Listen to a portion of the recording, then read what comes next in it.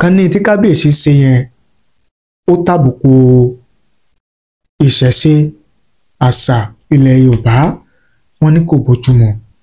Wọ́n ní tí kábíyèsí ọba tí jọba, tí ò tí ì di ọba, tí ò tí ì di orí adé, pé kò sí ní kábíyèsí ò lè ṣe nílé ìjọsìn. Ṣùgbọ́n láti ìgbà tí kábíyèsí ti di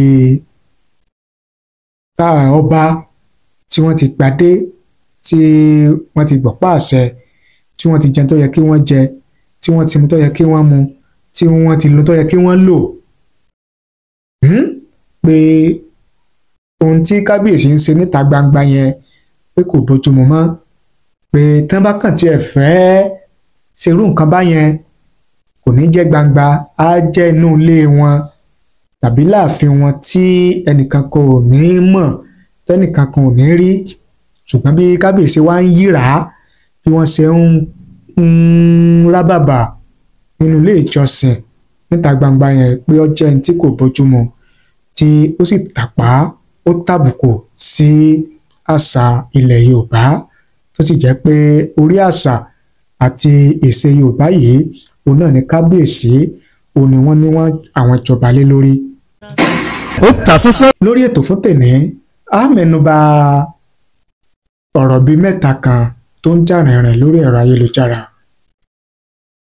Àkọ́kọ́ òun ni ìbéèrè tí àwọn kan ń bi wá. Ará àwọn tí wọ́n pè, ará àwọn tí wọ́n fi àtẹ̀jíṣẹ́ ránṣẹ́.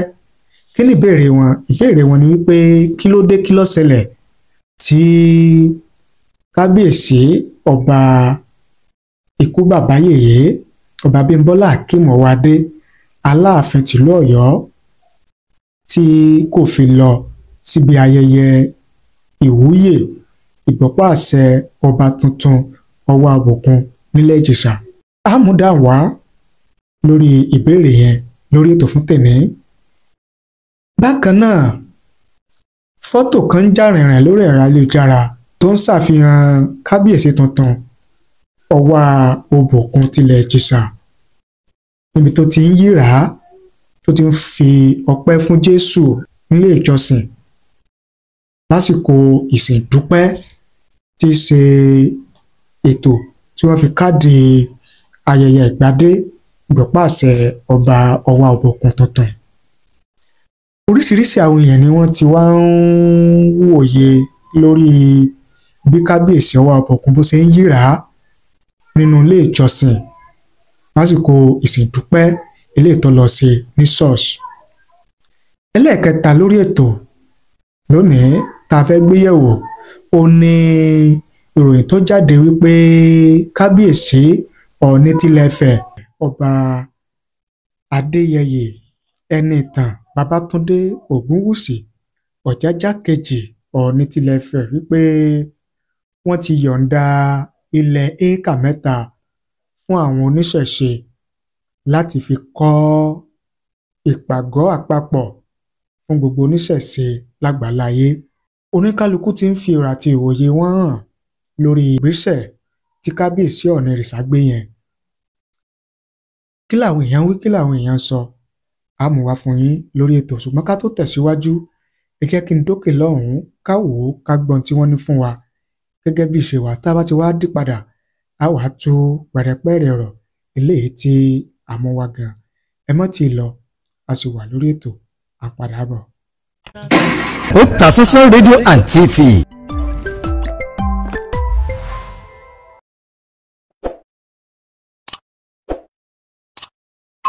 Ẹ káàbọ̀ padà gẹ́gẹ́ bí ìṣe wa lórí ètò.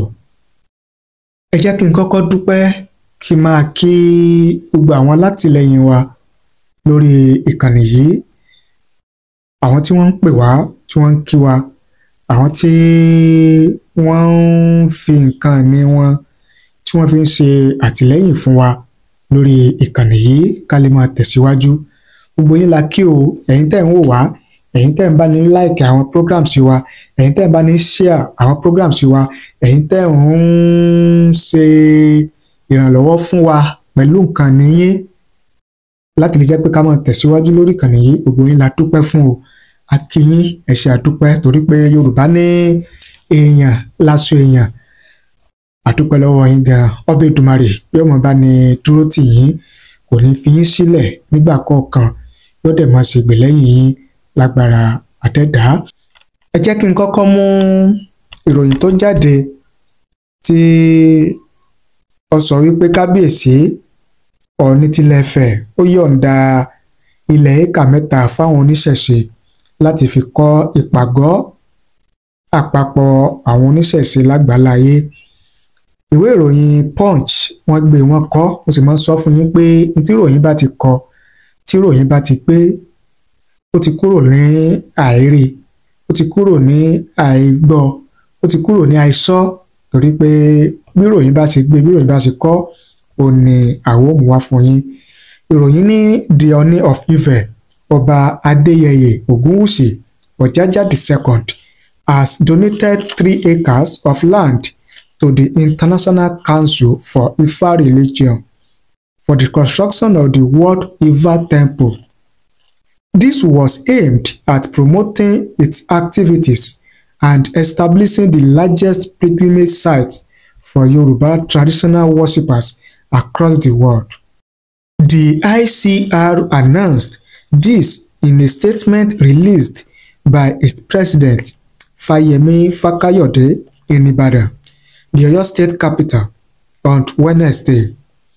Fákáyọ̀dé said, and I quote, "This gesture of our River First Class Oba has demonstrated his love for tradition and Yoruba culture and spirituality.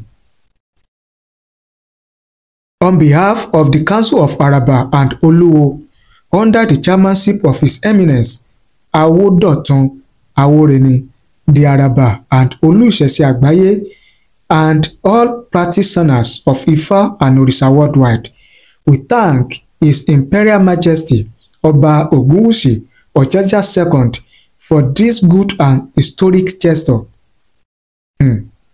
With this step, Ọọ̀ni's commitment to preserving and promoting Oduduwa's cultural heritage and spirituality is obvious to all to see.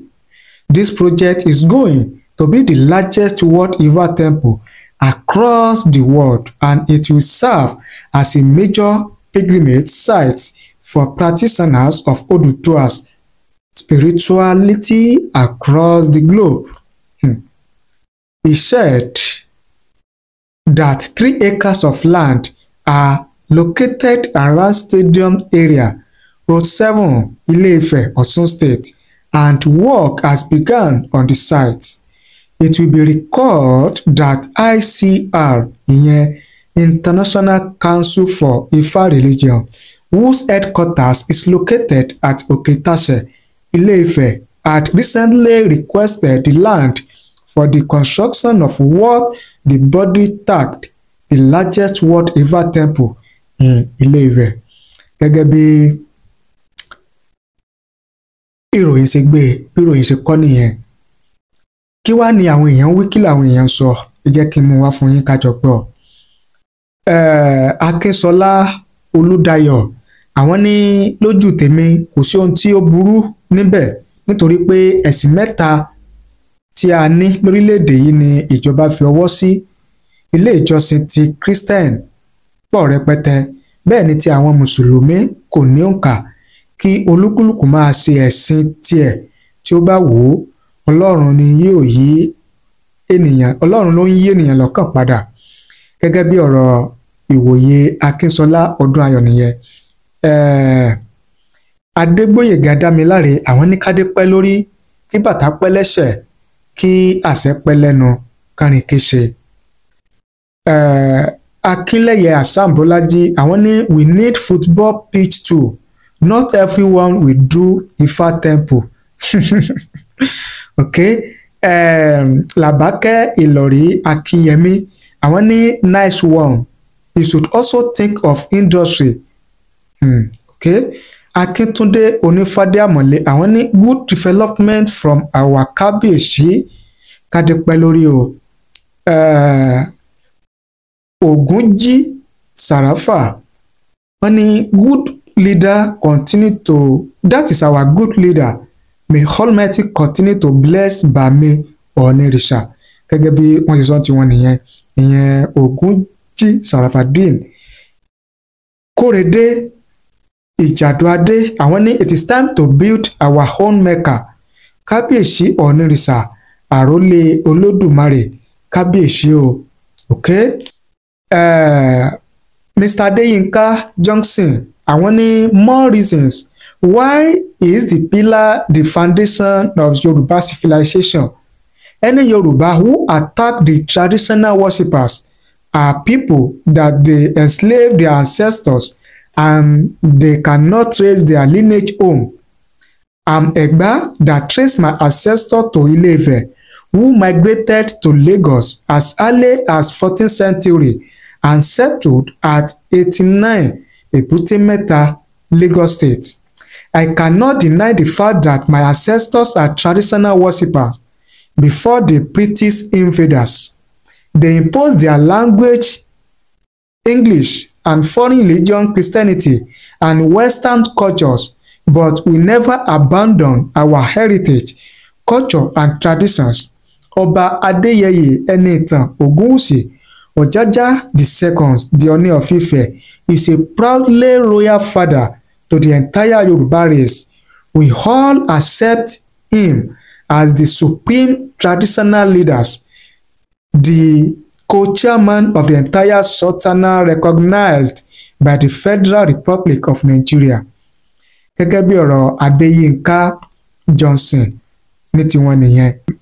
Mr. Bangudu àwọn ní God bless the Ọọ̀ni of Ife for respecting our real African religion, not hired hands, ones that are not giving us peace in our home country. Gẹ́gẹ́ bí ìwòye àti èrò àwọn èèyàn lórí ìgbésẹ̀ tí kábíyèsí Ọ̀nìrìṣà tí wọ́n gbé tí wọ́n ní àwọn fún àwọn oníṣẹ̀ṣe àwọn ẹlẹ́sìn àbáláyé ní ilẹ̀ éékà 3 láti fi kọ́ ìpàgọ́ àpapọ̀ fún gbogbo àwọn oníṣẹ̀ṣe lágbàláyé. Kí lèrò àti ìwòye tiyín lórí ìgbésẹ̀ tí kábíyèsí Ọ̀nìrìṣà gbé yẹn? Ẹ jẹ́ ká mọ ìwòye àti èrò tiyín láàyè comment nísàlẹ̀ fídíò yìí. Kí ni ẹ̀yin lérò wípé ìgbésẹ̀ tí kábíyèsí gbé yìí ipa wo lẹ̀ ń lérò pé yóò ní fún ìran Yorùbá, fún ilẹ̀ Yorùbá lápapọ̀? Ẹ jẹ́ ká mọ èrò àti ìwòye tiyín láàyè comment nísàlẹ̀ fídíò yìí. A kà á sì ṣe àgbéyẹ̀wò rẹ̀ lórí ìbéèrè tí àwọn èèyàn ń bi wá wípé kí ló dé tí kábíyèsí Aláàfin tìlú Ọ̀yọ́ ikú bàbá yèyé Ọba Abímbọ́lá Akeem Owóadé Ẹlẹ́wẹ̀ẹ́tù Aláàfin tìlú Ọ̀yọ́ tí wọn ò fi wá sí ibi ayẹyẹ ìwúyè ìgbọ́pàṣẹ Ọba Ọwá Ọbòkun tilẹ̀ Ìjẹ̀ṣà Ọba Ashraf Clement Adésuyì Ọwá Ọbòkun tilẹ̀ Ìjẹ̀ṣà èyí tó wáyé ní ọjọ́ Ẹtì tó kọjá. Ohun tí èmi mọ̀ tí mo lè sọ lórí ìbéèrè yẹn ni wípé kábíyèsí wọn ò sí nílé. Bẹ́ẹ̀ ni kábíyèsí ò sí nílé, kábíyèsí lọ sí ìrìn àjò wọn ò tẹ̀tí ìpadà dé. So ó lè jẹ́ pé ìyẹn ni kò jẹ́ kí kábíyèsí kí wọ́n lè wà tàbí kí wọ́n lè wá síbi ayẹyẹ ìwúyè ìgbọ́pàṣẹ Ọwá Ọbòkun tilẹ̀ Ìjẹ̀ṣà. Mi ò ní sọ jù báyẹn lọ torí pé oríṣiríṣi ọ̀rọ̀ ni àwọn èèyàn ti ń sọ wípé tí ò jẹ́ kí kábíyèsí Ọọ̀ni tilẹ̀ kábíyèsí Aláàfin tìlú Ọ̀yọ́ kó wá síbi ayẹyẹ ìwúyè ìgbọ́pàṣẹ Ọwá Ọbòkun tilẹ̀ Ìjẹ̀ṣà. Ṣùgbọ́n ohun tí èmi mọ̀ ò ní pé kò sí kábíyèsí Ọ̀nìrìṣà wọn ò sí nílé ní ọjọ́ yẹn, ìyẹn ní abala tibẹ̀ yẹn. Ohun tó tún wá jẹ́ nǹkan tó tún wá ń lọ lórí ẹ̀rọ ayélujára lásìkò yìí ò ní bí kábíyèsí Ọwá Ọbòkun tilẹ̀ Ìjẹ̀ṣà bí bàbá ṣe ń yíra bí wọ́n ṣe ń pòórá mọ́lẹ̀ ní ilé ìjọsìn church lásìkò ìdúpẹ́ ayẹyẹ ìwúyè ìgbọ̀pá-àṣẹ ọba Ọwá Àbòkún tilẹ̀ Ìjẹ̀ṣà. Àwọn kan ní tí kábíyèsí ṣe yẹn ó tàbùkù ìṣẹ̀ṣe àṣà ilẹ̀ Yorùbá, wọ́n ní kò bójúmu. Wọ́n ní tí kábíyèsí ọba tí jọba tí ò tí di ọba tí ò tí di orí adé pé kò sí ní kábíyèsí ò lè ṣe nílé ìjọsìn. Ṣùgbọ́n láti ìgbà tí kábíyèsí ti di ọba tí wọ́n ti gbadé tí wọ́n ti gbọ̀pá àṣẹ tí wọ́n ti jẹ tó yẹ kí wọ́n jẹ tí wọ́n ti mu tó yẹ kí wọ́n mu tí wọ́n ti lò tó yẹ kí wọ́n lò pé ohun tí kábíyèsí ń ṣe níta gbangba yẹn pé kò bójúmu mọ́, pé tán bá kàn tiẹ̀ fẹ́ ṣerú nǹkan báyẹn kò ní jẹ́ gbangba, á jẹ́ inú ilé wọn tàbí láàfin wọn tí ẹnìkan kan ò ní mọ̀ tẹ́nìkan kan ò ní rí. Ṣùgbọ́n bí kábíyèsí wá ń yíra bí wọ́n ṣe ń rábàbà nínú ilé ìjọsìn níta gbangba yẹn pé ó jẹ́ ẹni tí kò bójúmu tí ó sì tàpá ó tàbùkù sí àṣà ilẹ̀ Yorùbá tó sì jẹ́ pé orí àṣà àti ìṣe Yorùbá yìí òun náà ní kábíyèsí òun ni wọ́n ní àwọn ìjọba lé lórí.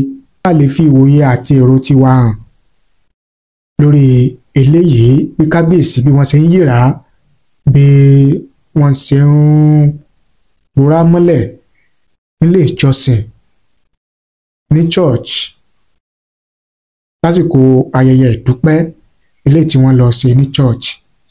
Kí ni èrò àti ìwòye tiyín? Ẹ fi ṣọwọ́ sí wa láàyè comment nísàlẹ̀ fídíò yìí. Ṣé kábíyèsí ò lè dúpẹ́ fún Ọlọ́run wọn ni? Ṣé kábíyèsí ṣé wọn ò lè fìyìn fún Ọlọ́run ẹlẹ́dàá tó dá wọn ni? Àbí ojú wo lẹ̀yin fi wò ó? Ẹ fi ṣọwọ́ sí wa láàyè comment nísàlẹ̀ fídíò yìí. A kà á sì ṣe àgbéyẹ̀wò rẹ̀ gẹ́gẹ́ bí ṣe wà. Ẹ bá ní pín in, ẹ bá ní share rẹ̀ kó lè káàkiri àgbáláyé. Ẹ̀yin tẹ́ ẹ bá ti subscribe, ẹ bá ní subscribe sórí ìkànnì yìí kẹ́ ẹ sì bá ní tan notification bell ìyẹn aago rán mi létí kẹ́ ẹ lè máa láǹfààní láti máa rí wa wò láti máa gbọ́ wa lóòrèkóòrè tá a bá ti mú tuntun wá fún yín lórí ìkànnì wa. Ẹ ṣé o, a dúpẹ́, àmọ́ rírì yín.